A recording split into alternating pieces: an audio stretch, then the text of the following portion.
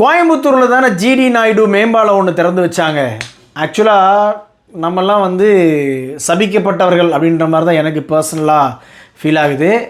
ஏன்னா நிறைய விஷயம் கண்டுபிடிச்சிருக்காரு மனுஷன், நிறைய தொழில்துறையில் வந்து சாதனை பண்ணியிருக்காரு. ஆனால் அவரை பற்றி நம்ம ஏதாவது படிச்சிருக்கோமா அப்படின்னு கேட்டிங்க அப்படின்னா சத்தியமாக நான் இது வரைக்கும் நான் படித்ததில்லை. இந்த படத்தை பார்க்குறப்ப தான் நமக்கே வந்து ஓ மை காட் இவ்வளோ பெரிய மனுஷனாடா அவர் அப்படின்ற மாதிரி எனக்கு தோணுச்சு.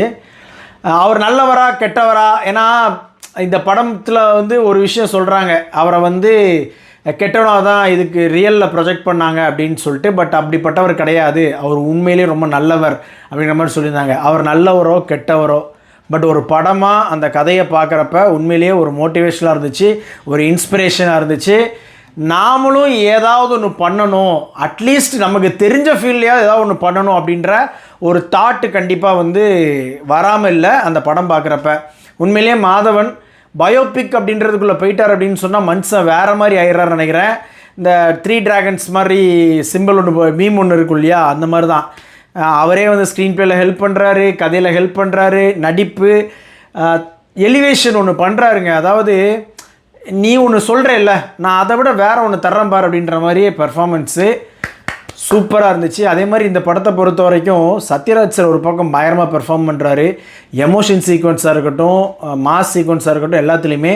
கூட இன்னொரு பக்கம் பார்த்திங்க அப்படின்னா ஜெயராம் சார் கிளைமேக்ஸில் நான்லாம் கண்ணில் தண்ணி வச்சுண்டன் அப்படின்ற மாதிரி தான் இருந்துச்சு. சூப்பராக ஒரு பஞ்ச் ஆஃப் ஆர்டிஸ்ட், அதாவது வெல் டேலண்டட் ஆர்டிஸ்ட் வந்து இந்த படத்தில் இருக்கிறது வந்து இந்த படத்துடைய மிகப்பெரிய பலமாக எனக்கு தோணுச்சு. அதே மாதிரி இந்த படத்தில் லேக்ஸ் இருக்கத்தான் செய்யுது. அங்கங்கே சில சீக்வன்ஸ் வந்து ஐயோ எப்போடா இதை முடிப்பீங்க அப்படின்ற மாதிரி இருந்தது. அதே மாதிரி லாஜிக்காகவுமே சில விஷயங்கள் யோசித்து பார்த்தோன்னா அது எப்படி பாஸே அப்படின்ற மாதிரி இருந்தது. பட் இது உண்மை கதை அப்படின்னு சொல்கிறப்ப அதை அப்படியே எடுத்திருப்பாங்களா அப்படின்றது நமக்கு தெரியல. பட் இங்கே சினிமாக்காக சில விஷயங்கள் ஜிம்மிக்ஸ் ஒர்க்லாம் பண்ணியிருப்பாங்க. ஸோ அந்த வகையில் ஒரு சாட்டிஸ்ஃபைடான ஒரு பயோபிக்காக தான் எனக்கு பர்சனலாக ஃபீல் ஆச்சு. டெக்னிக்கலாகவும் இந்த படம் ரொம்ப ஸ்ட்ராங்கு, குறிப்பாக பிஜிஎம் சூப்பரு. அதே மாதிரி பீரியாடிக் அந்த டைமை வந்து அழகாக கண்ணு முன்னாடி நிப்பாட்டியிருக்கிறாங்க. ஸோ யார் யாருக்கெல்லாம் பயோபிக் படங்கள் பார்க்குறது ரொம்ப பிடிக்கும், அது உண்மையோ பொய்யோ ஒரு கதை சுவாரஸ்யமாக இருந்தது அப்படின்னு சொன்னால் அதை நீங்கள் ரசிப்பீங்க அப்படின்னு சொன்னால் மிஸ் பண்ணாமல் இந்த ஜிடிஎன் படத்தை பார்த்துருங்க.